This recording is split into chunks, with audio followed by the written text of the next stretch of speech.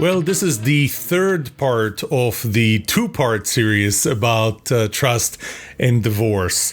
And where it came out is that after I posted the last two episodes, the two parts of the episode about the 10 causes for divorce and how they're related to trust, or more specifically to distrust, I got a lot of comments and decided to attack this from a different angle, from the definition of trust and why trust is so important for marriage.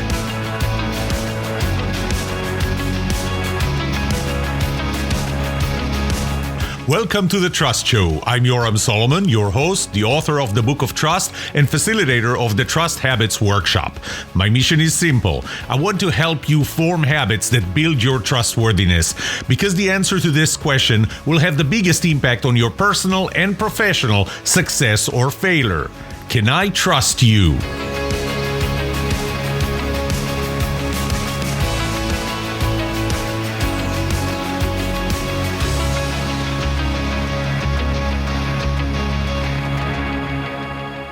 Let's start with the definition that I have for trust.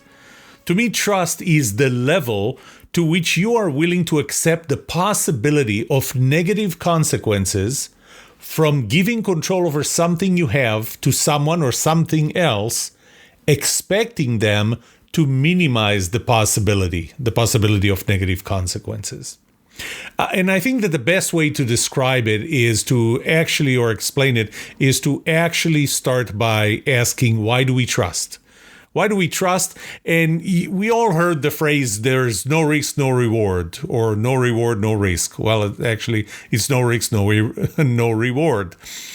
And we know that if we expect a reward, then we must take some risk. So let's start with, what is the reward in marriage? And different people marry for different reasons, but I'm going to at least cover the ones that were important to me, or the ones that I counted for myself. I didn't even ask my wife if that's what she felt as well. One element is the consistency of love and sex, really. You want to be loved by the same person and not have to work on being loved, on getting someone to love you like every day all over again. You like that consistency. It's comfort. The fact that there is another person to share activities with, to share the workload with. It's fun. It's fun to have another person, a person that you can have fun with, a person that can complete your sentences and you can complete theirs, a person that you don't have to work hard for them to understand you. It's someone that has your back, and really I have to say today that nobody will have my back as much as my wife. And I hope that that's what she feels. I know that I will have her back more than I will have anybody else's back. I hope that she feels that as well. It's to avoid loneliness. Loneliness, at least for most of us, at least for me, okay, is something that I don't enjoy. And when you're married on a consistent way, you avoid loneliness. Then in come the kids. Now, sure, you can have kids out of wedlock. You can have kids without getting married. But I think it's different when you are married to have the kids. And finally, it's pooled finances. Call it economies of scale. But when you got two people, especially if it's two people working, but in any other way, the fact that you only need one house to live in. And, we can't get along with only one car anymore, but there are a lot of things that we can share. We only need one oven, and well, if we need one oven, I'm trying to understand, why do we have four? Well, it's different types of ovens, and we have one of each, and we share. So it's sharing, pooling the finances, and not just finances, resources. So that's the reward. That's the reward of being married.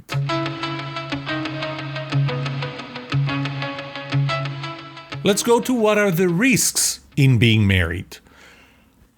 One is that you're locked in a marriage that's not fun. Mine is fun, but every now and then you argue and it's not fun, but it's not fun on a consistent basis. It's not fun every now and then when we argue or when we fight, but we don't do that often. So it's a risk that you're married in a marriage that is consistently not fun, or I'll even take it to another level, abusive, physical or emotional abusive marriage. That's a risk. Another risk is, especially if it's not fun and especially if it's abusive, that while you're married, you can't really see anyone else.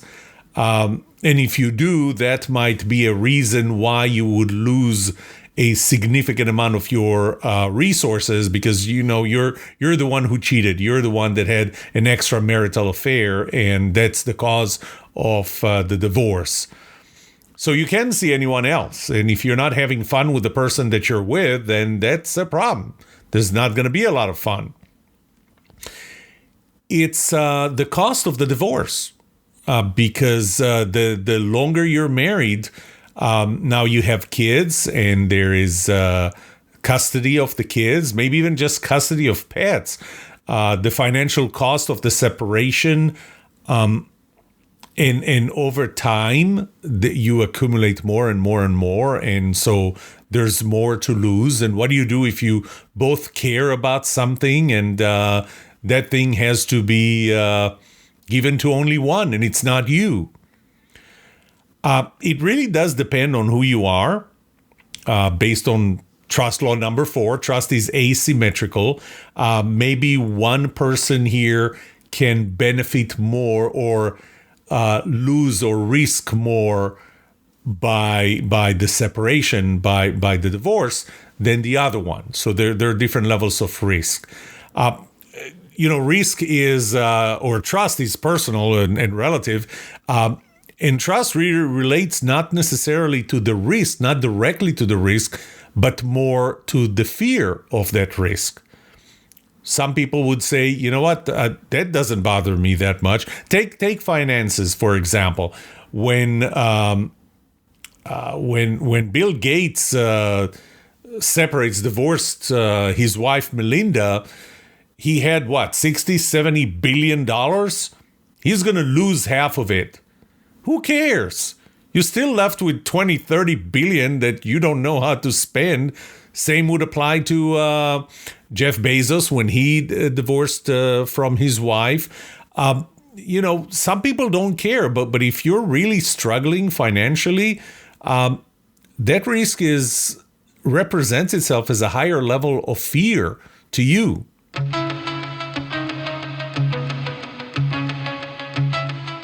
And the correlation between the risk and specifically fear, which is the personal instantiation of risk or personal interpretation of risk, and trust, is that as long as you feel that you can trust the other person more than the risk or the fear that you have of that risk, you feel safe. If you trust them less, the other person, less than the risk you're exposing yourself to, or your fear of that risk that you're exposing yourself to, because risk is pretty objective, fear is what you feel about it, you will feel danger. And I don't know about you, but people don't like feeling danger. I don't like feeling danger.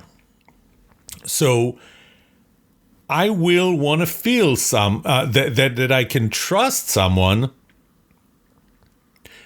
to a greater extent than what I have to lose, or my fear of what I have to lose if the risk of losing it materializes.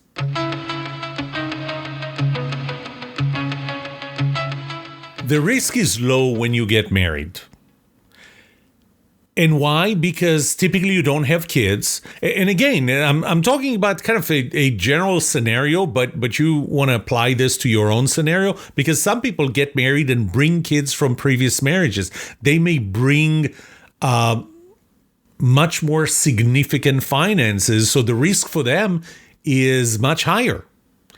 But let's talk about, a young couple, high school, college sweethearts. They're going to get married. They're on their first jobs, no kids, finances very limited.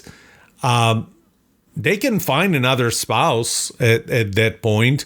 So nothing is limiting them. So there's not a lot of risk that they have. I'll take out the last one. They can find another spouse, because once they get married, that kind of goes away unless you leave it there as a cause for your divorce. But there's not a lot to lose. There's not a lot of risk. Objectively, there's not a lot of risk for getting married. If there's not a lot of risk, then you don't need a lot of trust to overcome that risk. You really need to trust the other person to the extent of what you have to lose. And if there are no kids, very little finances, there's not a lot to lose. You're not in your prime years maybe yet, or you still have a lot of your prime years ahead of you, so you don't have to worry about that. If that doesn't work out, you're going to find somebody else, as opposed to if you're much older, way past your prime, and it's going to be harder. So the risk is low, and therefore you need less trust to put on the other person. By the way, by definition, we don't know the other person for long enough to build a lot of trust either. So this kind of works great, or works well enough that you don't know the other person, you don't trust the other person enough, but you don't have a lot to lose. Not yet, anyway. So, we get married.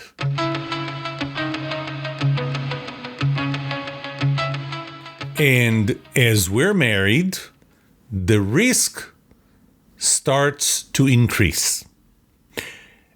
It's getting harder to find another person. You're in your prime years, you're at the end of your prime years, you're past your prime years, it's going to be harder to find another person, which is a risk. The kids get into the picture. Maybe there are pets already in the picture. Maybe you didn't get your first pet until after you got married, and now all of a sudden somebody's going to get custody over the pet or the kids. So the risk increases. The finances or any other assets or any other resources, they start to accumulate. And now you're going to have to part with half of them or more. Not to mention if there are kids and they're minors, then there's going to be child support or any other type of support. The risk increases. And if the risk increases, for you to continue and feel safe in that marriage and not danger, so need the trust be. If we stay at the same level of trust, that's not going to be enough. The level of trust you have in your spouse should increase. And oh, by the way, since time and intimacy are two components of the relative trustworthiness model, as time passes, you are probably going to trust your spouse more. It really depends on what they contribute to the interactions to your marriage. And oh, by the way, from their perspective, it's what you contribute. But trust has to continuously grow because risk grows. Doesn't need to grow, but it does grow. There's a lot more at stake. And in order to overcome that risk, your fear of that risk, you must trust the other person more and more as time goes by.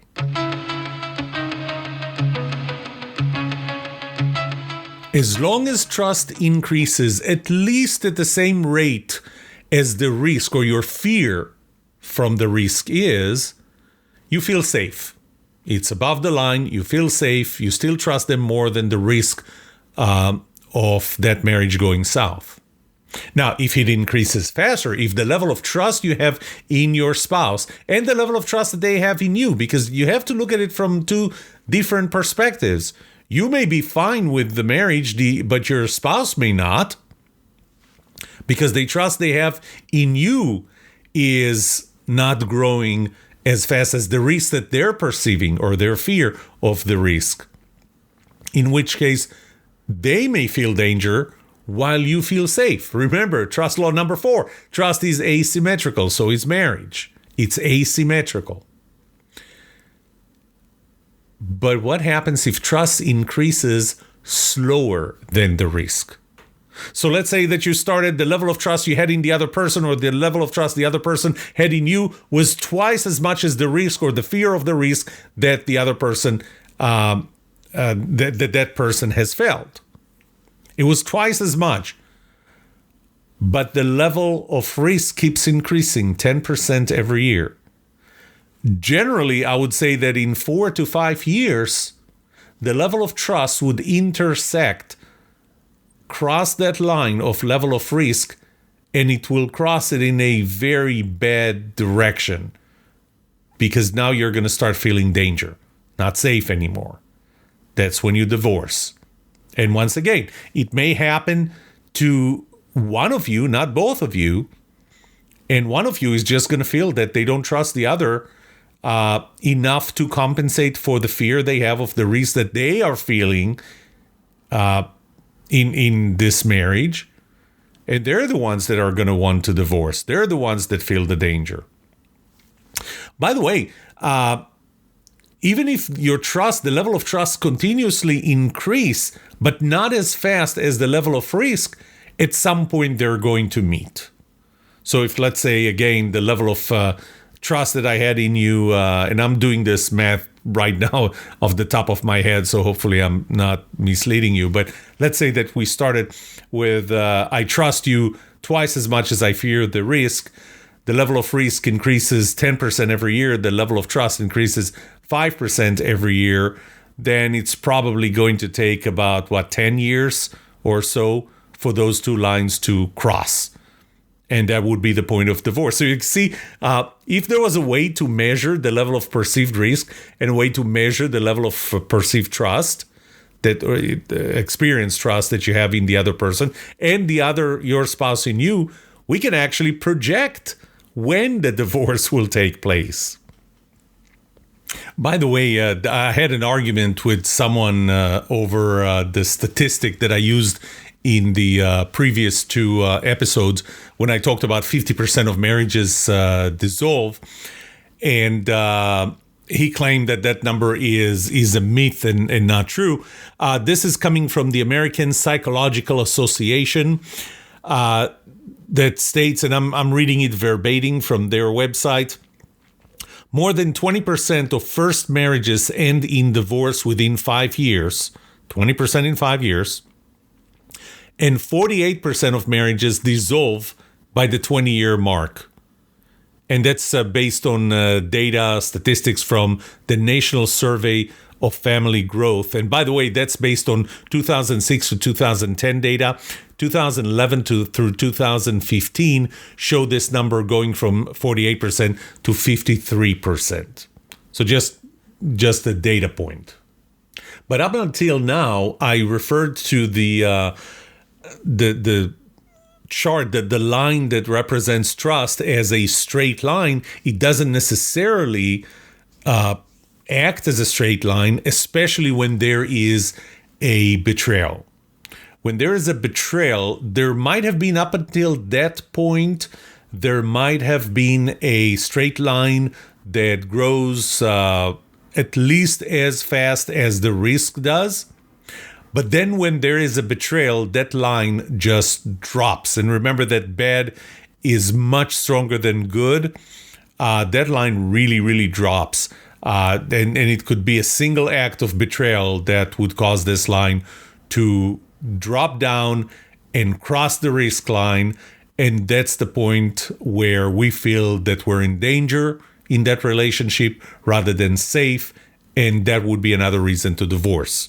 So don't always assume that the line, the trust line, or even the risk line are straight lines. That's very convenient mathematically and visually, but in reality, those lines are far from being straight. But on average, you need the trust to continuously grow faster than the risk or the fear of the risk line.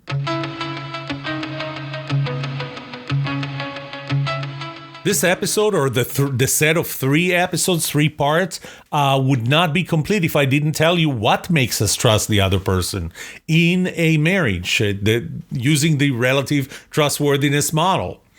It starts with the 3 components of the who they are, who the other person is, relative to me.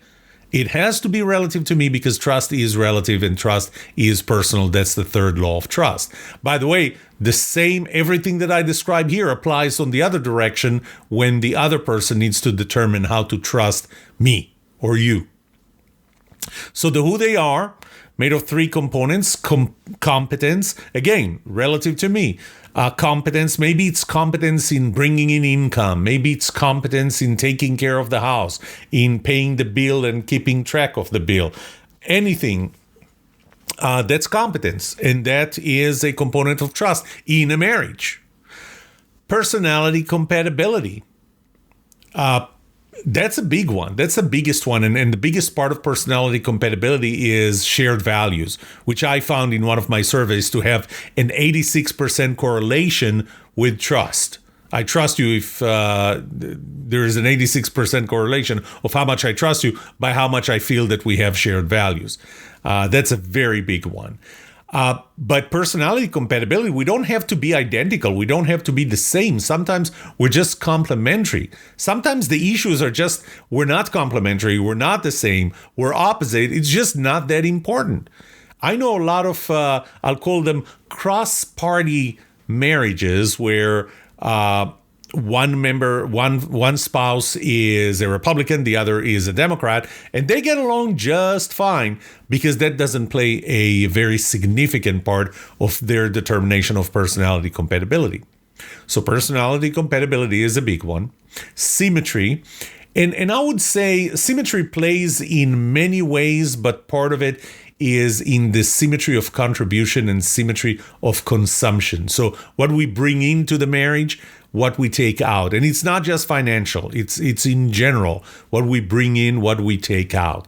So symmetry of let's say the love that we bring to our kids. When one spouse brings a lot of love to the kids, the other one is very cold, not home a lot. And again, what if work takes me out and therefore I'm not at home a lot? You know what? Sometimes it doesn't matter. It's still a reason to divorce because you're not home enough. The other 3 components of how we evaluate, we assess how much we trust the other person is what they do when they interact with us. And it starts with positivity. And positivity is the level of BS or no BS that the other person contributes to the marriage. How they argue and so on. Empathy. Do they care about me? Do they make me feel that they care about me? The other component is time. Component of what they do. And again, the more time we spend together, the more often we spend time together, that grows trust. And at least it grows our ability to assess the trustworthiness of the other spouse in that marriage. And finally, it's intimacy. And intimacy, I'll start with I'll call it my standard definition of intimacy, which is more face-to-face time. Because when you interact with the other person face-to-face, they can see the consistency of your body language, and that makes them trust you. So when you interact with your spouse and you see them and you see that they mean what they say what they mean, their body language and the words that they use are consistent, you trust them more. There is another component of intimacy, and I talked about that in the last episode, and that's the release of oxytocin, which was found by research in 2004 by Paul Zak to have a good correlation with actually pretty strong correlation to trust. So the release of oxytocin from the hypothalamus in your brain is caused by, and this is again according to the American Psychological Association, it's caused by touch and by sex. And the more we do those, the more we build intimacy, the more we build trust in the other person. So these are the 6 components. This is how I applied the relative trustworthiness model with its 6 components to determine what makes us trust the other person in that marriage. So how do we build and maintain a strong marriage? And I'm surprised that I'm getting to this point, because I typically deal with trust in the workplace. I advise on trust in the workplace. That's what my workshops are about. And I don't think that I'm taking a direction change, but it's that model of trust, that the 8 laws of trust and the 6 component relative trustworthiness model, they apply to every relationship. So I'm going to use them now to give advice on how to build and maintain a strong, trusting relationship. So first of all, before you get married, by the time you get married, build a strong enough gap between the level of trust you have in the other person, and by the way, the level of trust that they have in you, and your fear and their fear of the risk in this marriage. And think about not the risk today, think about the risk in the future. When you're trying to assess, do I trust this person enough? Ask yourself, will I trust this person? Do I trust this person enough, or do I think that I will be able to trust this person enough when I have $10 million in the bank, when we have 3 kids, when we have I don't know what? Will I be able to trust them that much? I think that initially you're going to answer yourself by saying probably not so much. I don't know them well enough. Well, here's your answer. Get to know the other person better. Notice areas. You have the 6 components of the relative trustworthiness model. Notice the areas of distrust. Are those going to be issues? Are you going to be able to overcome them? You know, I just realized that I'm a Republican, you're a Democrat, or I'm a Democrat, you're a Republican. That bothers me. But does it bother me enough to say this thing is going to hurt our marriage? So notice, pay attention to areas of distrust. Analyze your relationship. Analyze how you see the other person. Let the other person analyze how they see you. And then ask yourself, are we going to overcome these areas of distrust or potential distrust? Or are those chickens going to come home to roost later on, causing a divorce? Assess that gap and know if you feel at this point that you can overcome, not overcome the gap, but you can keep that gap, trust higher than risk or fear. So, and the best advice I can give you is get to know the other person better. Don't focus on the theatrical act of getting married, the proposal itself. Focus on really getting to know the other person. Let them get to know you. It doesn't do any good if you know them well enough. You believe beyond any reasonable doubt that you'll be able to trust them over the long period, over the long term, but they don't. So it's as important that you get to know them and know that you can trust them over the long term, that they know you. After you get married, keep assessing that gap between trust and fear. Keep assessing each other. Work jointly on building trust along every component. Everything that you notice shouldn't be a reason to, okay, let's get divorced. We have a gap here. We have a difference here. We have a value that we don't share, or we share opposite values and so on. Just keep on working on it. And, the more you talk about that, the more you analyze it, the more you confront it, the less it has the probability of all of a sudden crossing a point of no return, and then it ends up with marriage.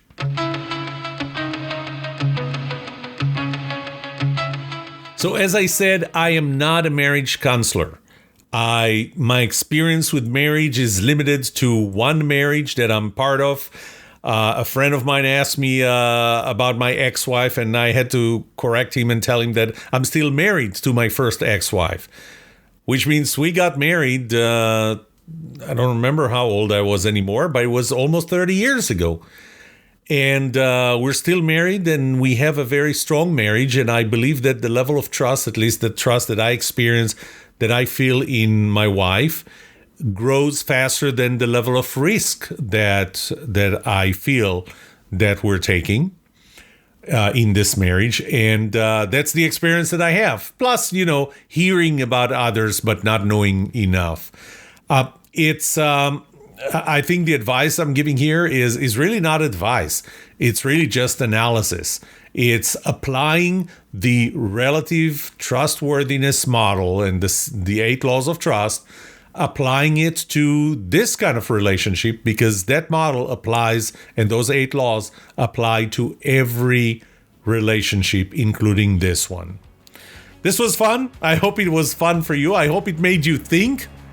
And hopefully next week I'll have a topic that comes back to the workplace. Trust in the workplace.